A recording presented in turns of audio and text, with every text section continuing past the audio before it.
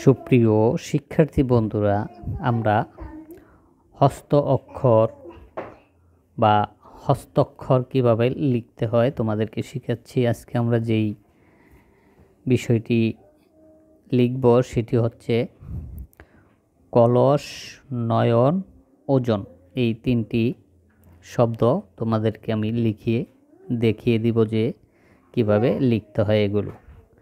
এখানে লেখা আছে কলস, কলস। এই শব্দটি আমরা এখানে লিখব। দেখো কিভাবে লিখি। প্রথম আমরা এইরকম একটি লম্বা দাগ দিব, তারপরে লিখব ক। ক আমরা কিভাবে লিখছি দেখো, ক। তারপর আমরা লিখব এখানে এই দাগের সাথে সামনে দাগটি মিলিয়ে দিব। তারপরে লিখব ল, এটি হচ্ছে ল। এইখানে আমরা দন্তি আশ্র লিখব, দন্তি আশ্র লিখে দিলাম। শব্দটি হলো কি কলস, কলস। হস্ত অক্ষর লেখার যেই নিয়ম, এখানে আমরা উপরের এই দাগ আর এই দাগ, এই দুইটি দাগ ভরাট করে শব্দগুলো বর্ণগুলো লিখব।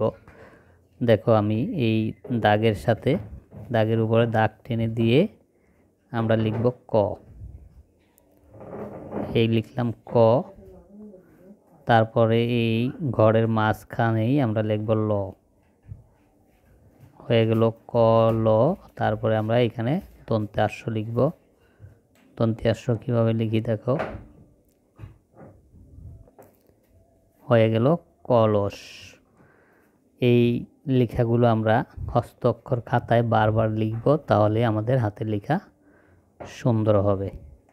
আমরা ক লিখতে গেলে এরকম একটি লম্বা দাগ দিব, তারপরে এইভাবে পুরো ঘরটিতে আমরা লিখব লেখাটি। এই দাগ, এই দাগের মাঝখানের যেই জায়গাটুক, সম্পূর্ণ জায়গাটুকের ভিতরে আমরা এই লেখাটি লিখব। তারপরে ক লিখার পরে আমরা লিখব ল, ল লিখলাম। তারপরে লিখব দন্তি আশ্র। বন্ধুরা, এইভাবে তোমরা ঘর পুড়িয়ে লেখার চেষ্টা করবে।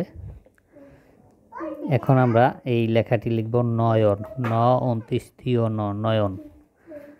নয়ন যখন আমরা লিখব, প্রথমেই একটি মাত্রা এই দাগের সাথে দাগ টেনে দিব।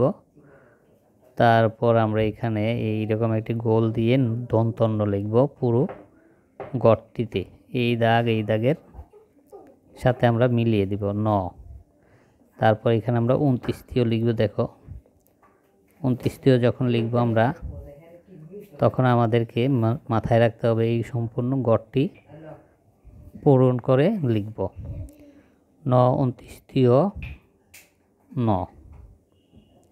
আমরা এই নটিও লিখলাম, এই নিচের দাগ উপরের দাগের সাথে মিল করে সম্পূর্ণ জায়গাটি ভরাট করে। তাতে কি হবে, আমাদের এই বর্ণগুলো একই সমান সাইজের থাকবে, দেখতে ভালো লাগবে। দেখো, আর লেখার সময় আমাদের মনে রাখতে হবে কোন কোন বর্ণগুলোর উপরে মাত্রা আছে সেটি আগে দিয়ে নেব। এইভাবে লেখাটা আমরা শুরু করব। দন্তন্য, এই দাগ, এই দাগ এবং এইখান থেকে যখন আমরা লেখাটা লিখব, আমরা খেয়াল রাখব যে আমাদের দুটো দাগের সাথে আমাদের এই লেখাটা সম্পূর্ণ হয়েছে কিনা। দন্তন্য, তারপরে লিখব 29। 29 যখন লিখব, আমাদেরকে মাথায় রাখতে হবে কোন কোন জায়গা পর্যন্ত আমরা এই লেখাটি সম্পূর্ণ করতে হবে। ন 29 ন। যখন আমরা এই নটি লিখব, তখন আমাদের এইভাবে পরিপূর্ণ জায়গাটি ভরে দেব। নয়ন, ন 29, তারপর হচ্ছে ন, নয়ন। তো বন্ধুরা, এরপরে আমরা লিখব ওজন। ওজন যখন লিখব, ওয়ে আমরা কোনো মাত্রা নেই, তাই ওটা আমরা লেখা শুরু করার আগে মাত্রা দিব না। ও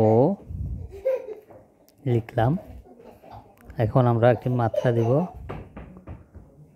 বর্গীয় জ লিখব। বর্গীয় জ আমরা কীভাবে লিখি দেখো, এই বর্গীয় জ। আমাদের খেয়াল রাখতে হবে এই দাগের বাইরে যাতে উপরের দিকেও না ওঠে এবং নিচের দিকেও না নামে।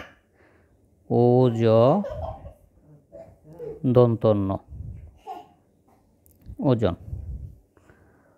আবার দেখো কি লিখি আমি, এটা হচ্ছে ও, ও লিখলাম আমি, দেখো আমার কত সুন্দর, এইখান থেকে এখানে এর বৃত্ত বাহিরে সে যায়নি, এর ভিতরেই রয়েছে। তোমরা এরকম খেয়াল করে লিখবে। ও, তারপরে বর্গীয় জ, বর্গীয় জ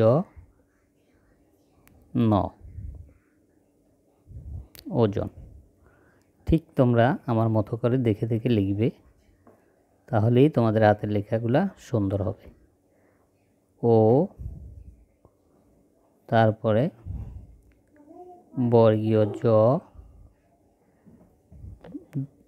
দন্তন্য, ওজন।